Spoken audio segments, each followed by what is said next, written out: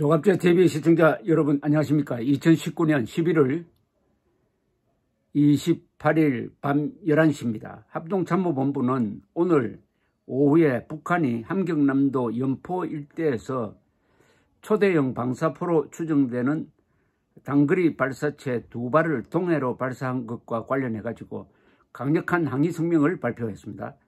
북한의 행위는 한반도 긴장 완화 노력에 도움이 되지 않는다. 우리 군은 강한 유감을 표명하며 군사적 긴장 고조 행위를 즉각 중단할 것을 거듭 촉구한다.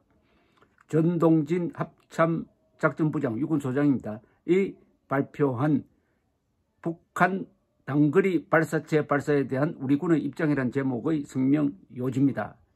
그런데 합참이 고위 당국자의 실명으로서 이렇게 항의 성명을 공식적으로 발표한 것은 작년 1월 김정은이가 신년사를 통해서 남북 평화 프로세스를 언급한 이후 처음입니다.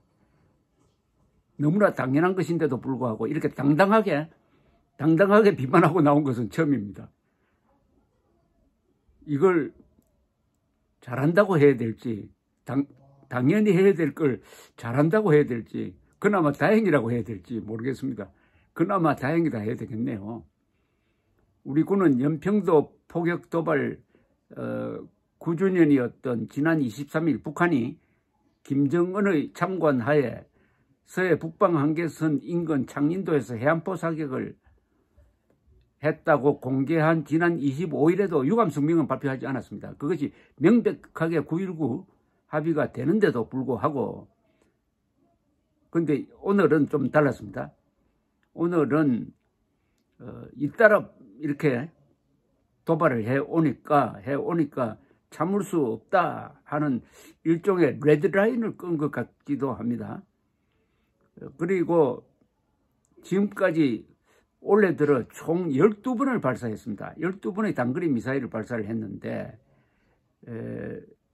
지금까지는 상당히 좀 차분하게, 좋은 말로 하면 차분하게 대응하고 상당히 굴욕적으로 대응을 해가지고 명백하게 탄도미사일인데도 불구하고 그게 탄도미사일인지 아닌지 지금 분석 중이라고 이렇게 이야기하기도 하고, 명백하게 UN 안보리 대북 결의안을 위반한 것인데도 불구하고 그것은 UN이 알아서 판단해야 된다라고 남의 불 구경하듯이 이야기를 해왔습니다. 지금까지는.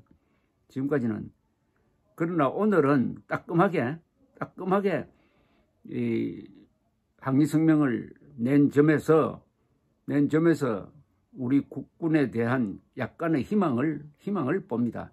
한편 이 일본은 아주 신속하게 대응을 했습니다. 항상 북한이 미사일을 쏘면은 제일 먼저 반응이 나오는 게 일본입니다. 그리고 일본의 반응을 감아보면은 이게 미리 매뉴얼이 있어가지고 다 자동적으로 움직이는 시스템이 작동한다는 것을 확실하게 알 수가 있습니다.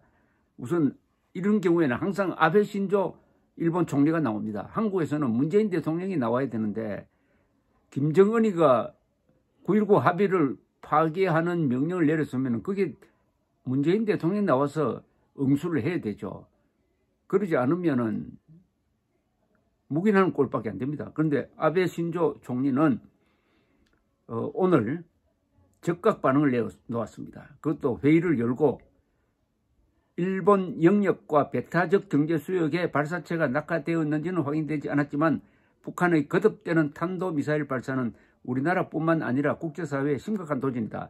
왜 우리는 방사포라고 하는데 일본은 왜 탄도미사일이라고 하느냐.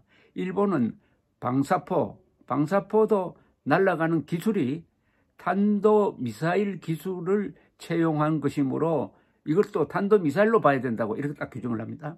우리는 굳이 탄도미사일과 방사포를 구분하는데 전문가들은 구분할 필요가 없다고 그래요.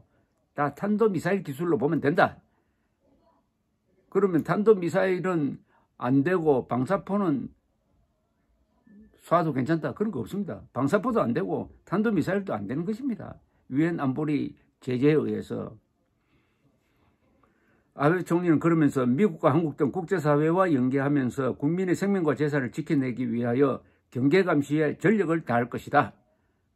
아베 총리는 지난달 31일 북한이 발사체를 발사한 것에 대해서도 탄도미사일이라고 표현하면서 미국, 한국 등 관계국과 긴밀히 연계하겠다고 언급한 바 있습니다. 그때도 딱 탄도미사일이라고 정확하게 또 단호하게 집었습니다. 우리가 자꾸 미상 발사체라고 하니까 우리의 탐지 능력이 믿을 수 없는 것처럼 인상을 주고 있는데, 우리도 이제 앞으로 방사포는 탄도미사일이라고 분류하는 게 옳다고 생각합니다. 아베 총리는 북한의 이 탄도미사일 발사 직후에 즉시 회의를 소집했습니다. 총리 관저에서 관방장관, 외무상, 방위상이 참가하는 국가안전보장회의 내강요 회의를 10분간 개최하고 북한의 발사체 발사에 대해서 논의를 했습니다. 이렇게 빨리 움직인다 이거죠. 빨리 움직인다. 그런데 일본보다 우리 급한 게 우리나라 아닙니까? 그런데 우리나라는 왜 이렇게 대응하는 게 느리느냐? 일본 정부는 또 항상 이렇게 반응을 합니다. 일본 정부는 탄도미사일로 추정되는 북한의 발사체 발사와 관련하여 주중 대사관 경로를 통해 북한에 항의했다고 교도통신은 정했다. 주중 일본 대사관을 통해서 북한 측에 어떤 경로를 거쳐지든지 북한 측에 항의를 했다는 겁니다. 이렇게 하는 겁니다. 반드시 기록을 남기는 겁니다. 외교라는 것은 기록입니다. 기록을 축적하는 겁니다. 축적하고 나중에 북한에 대한 제재가 들어갈 때 이게 기록이 있어야 될 것 아닙니까? 항상 이렇게 방위성은 또 별도로 나옵니다. 일본의 대응을 보면은 각각 부서에서 자기 것을 다 맡아서 하는데 한 방향으로 모입니다. 방위성은 일본 영역으로 비행하지 않았고 EEG에도 배타적 경제 수역에도 낙하하지 않은 것으로 추정된다고 밝혔습니다. 합참에 따르면은 이번에 발사한 발사체, 산도미사일, 초대형 방사포라고 추정되는 것의 최대 비행거리는 최장 비행거리는 약 380km였고 고도는 약 97km로 참지되었다라고 밝혔습니다. 그러면 올해 들어서 12번 왜 이렇게 김정은이가 탄도미사일 발사를 할까요? 제일 중요한 것은 이것은 핵 미사일 타격 능력을 향상시키기 위한 것입니다. 우리 언론은 자꾸 이거를 가지고 미국에 대한 협박이라든지 한국에 대한 얼음장이라든지 이런 식으로 해석을 하는데 그것은 발사 목적의 2차, 3차입니다. 발사의 가장 중요한 것은 대한민국을 핵으로 때리기 위한 연습을 하고 있는 겁니다. 그런데 흔히 생각하면 미사일과 핵을 분리해서 생각합니다. 한국 사람들은. 미사일 발사 그 정도야 거기 포탄이 붙어서 날라와 봤자 그 맨 땅에 떨어질 거 아니냐. 천만의 말씀입니다. 미사일은 거기에 핵탄두를 단다는 것을 전제로 해서 발전시키는 겁니다. 아니 그 비싼 미사일에다가 포탄 달아가지고 서울로 쐈을 때 어린이 놀이터에 떨어지면 뭐합니까? 그 비싼 걸 가지고 반드시 핵탄두를 단다고 생각해야 되죠. 핵탄두를 달아서 동해로 쏘았기 때문에 우리가 지금 살고 있는데 거기에 핵탄두를 참 단 게 아니라 핵탄두를 다른 걸 전제로 해가지고 동해로 쏘았기 때문입니다. 그런데 핵탄두를 달아가지고 남쪽으로 수도권을 향해서 쏘았으면은 지금 한국은 막을 방법이 없습니다.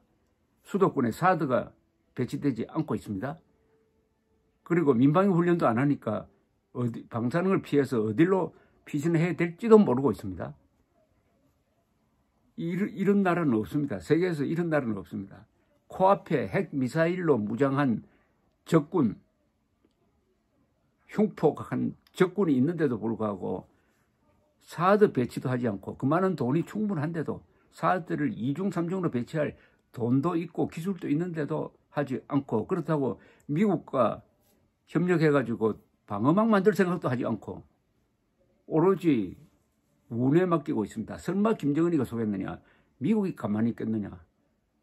이런 국민이 되어버렸습니다. 그나마 오늘 그동안에 워낙 공격을 많이 당하니까 우리 군이 정신 차렸는지 어쨌든 북한군에 당당하게 호통을 친 거는 막 그나마 다행이다 이렇게 표현하겠습니다. 감사합니다.